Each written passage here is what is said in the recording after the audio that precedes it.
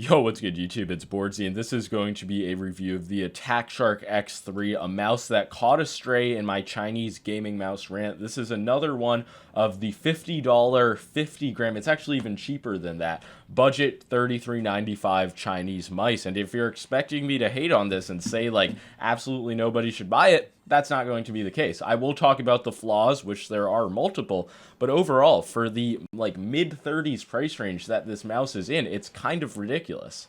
But yeah, first things first, it does miss on a few, like, just not more basic aspects, but the coating is just very cheap. It definitely does get sweaty, like, it's just not a good rubberized coating, and the mouse skates are also bad. It's very rare for me to say that the stock skates, like, detract from a mouse at this point, but they're just extremely slow, controlled. The edge rounding, like, isn't good, so they get snagged up. So yeah, if you do actually get this mouse, I would recommend replacing the stock skates. But I mean, on a budget wireless mouse, when one of the bigger issues is the stock skates and not the build quality or the sensor, that is generally a good sign. And I am going to talk about the sensor now. It is a Comp X 3395 implementation.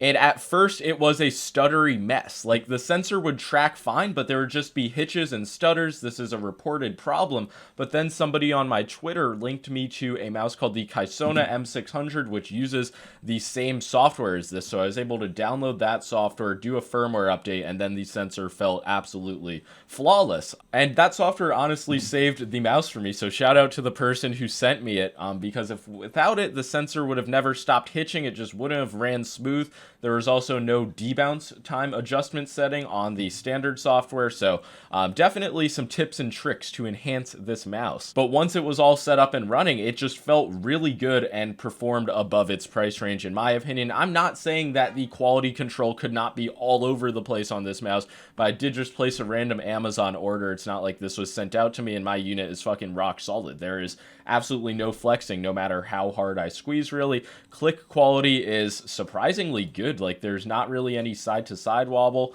not much pre-travel or post-travel. And I realize the shape on this mouse is something I haven't talked about whatsoever, but I'll get to that right after the weight. Because this mouse is advertised at 49 grams, but it does come in closer to 53 or 54 grams on my scale. And is this the end of the world? Absolutely not. Is it a heavy mouse? Absolutely not. But it definitely is heavier, and the weight balancing does not feel good on this mouse. It does feel noticeably front heavy. So if you do like fingertip and do a lighter grip style, it will feel a bit off. But again, that is such a minor nitpick on a cheap mouse. And I'm sure if you're somebody who likes to like tinker and mod with mice, you could just wind up making this mouse feel incredibly good for under like $50. Because out of the box, it is not close to being a perfect mouse, but it definitely does check a lot of the boxes, considering how cheap it is. The shape of it, I would say, is going to be closest to something like the Hot ES Plus from G-Wolves, but a little bit thinner, more narrow, but it's just not a direct one-to-one clone of anything on the market.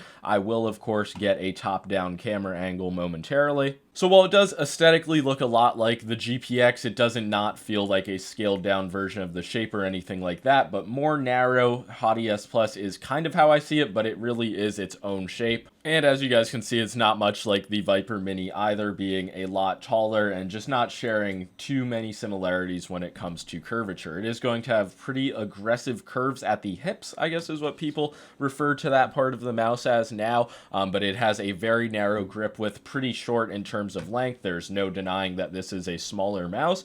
I think it's pretty suitable for fingertip. The clicks do have a nice like comfort groove in them. I'm not sure how visible that is, but like there is a nice area to rest your fingers. But I think most people will wind up claw gripping this mouse. It does suit itself for an aggressive claw grip style, and I think that will also mitigate some of the weight balancing issues. But if you do just use the bare coating and you are somebody who does have some like moisture come out of your hands, this is a mouse where you're going to notice that a lot. So I would recommend some grip tape. I think they even do throw some in the box if you pay like $4 for it, or you can just throw on whatever tape you want. A few things I have not talked about: the side buttons, surprisingly fucking good. Like, they're not the best ever. They do have an almost like glossy plastic feeling to them, but they are in a relatively good position, a little bit high up on the mouse, but nothing I can't activate, and they're very spammable. They're not loose. I could see them becoming low quality with time, just like I could see see every aspect of this mouse be coming, but as of right now, it's pretty fucking good, and I just have to admit it. Scroll wheel just feels very standard to scroll wheels on 90% of the mice with a TTC Gold encoder.